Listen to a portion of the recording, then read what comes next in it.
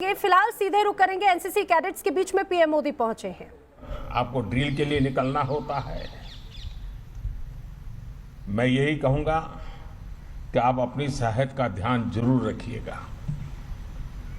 साथियों, इस वर्ष हमारा देश अपनी आजादी के 75 वर्ष में प्रवेश कर रहा है।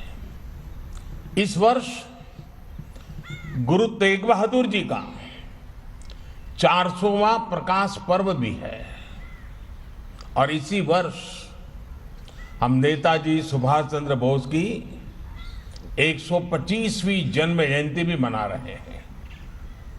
अब देश ने यह तय किया है कि नेताजी के जन्मदिवस को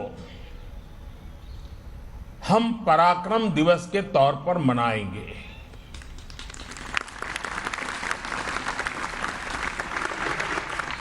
कल पराक्रम दिवस पर मैं उनकी कर्मभूमि कोलकाता में ही था। आजादी के 75 वर्ष, गुरु तेग बहादुर जी का जीवन, नेताजी का शौर्य, उनका हौसला, ये सब कुछ हम सभी के लिए बहुत बड़ी प्रेरणा है। हमें देश की आजादी के लिए अपना सर्वस्व न्योछावर करने का अवसर नहीं मिला, क्योंकि हम में से अधिकतम लोग आजादी के बाद पैदा हुए हैं। लेकिन सर्वस्व न्योछावर करने का मौका नहीं मिला।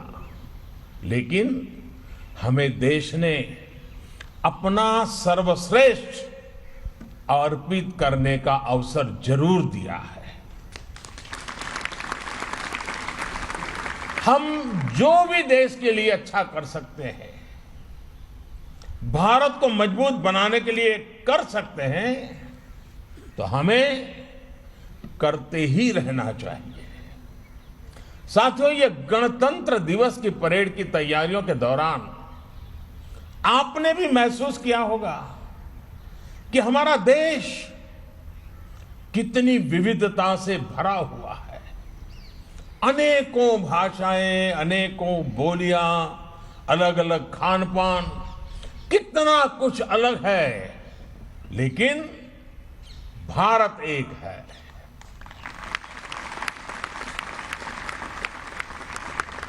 भारत यानी कोटि कोटि सामान्य जन के खून पसीने, आकांक्षाओं और अपेक्षाओं की सामूहिक शक्ति। भारत यानी राज्य अनेक, राष्ट्र एक। भारत यानी समाज अनेक, भाव एक। भारत यानी पंथ अनेक, लक्ष्य एक। भारत यानी रिवाज अनेक, मूल्य एक। भारत यानी भाषाएं अनेक, अभिव्यक्ति एक। भारत यानी रंग अनेक, तिरंगा एक।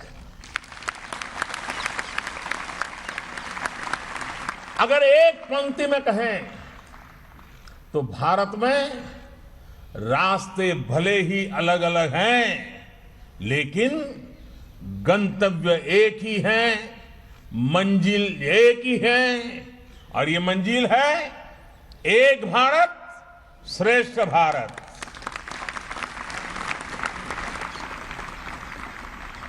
साथियों, आज एक भारत श्रेष्ठ भारत की यह शाश्वत भावना देश के हर कोने में प्रकट हो रही है, मजबूत हो रही है।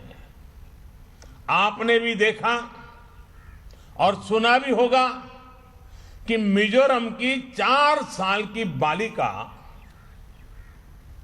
उसने वंदे मातरम जब गाया तो सुनने वाले को गर्व से भर देता है।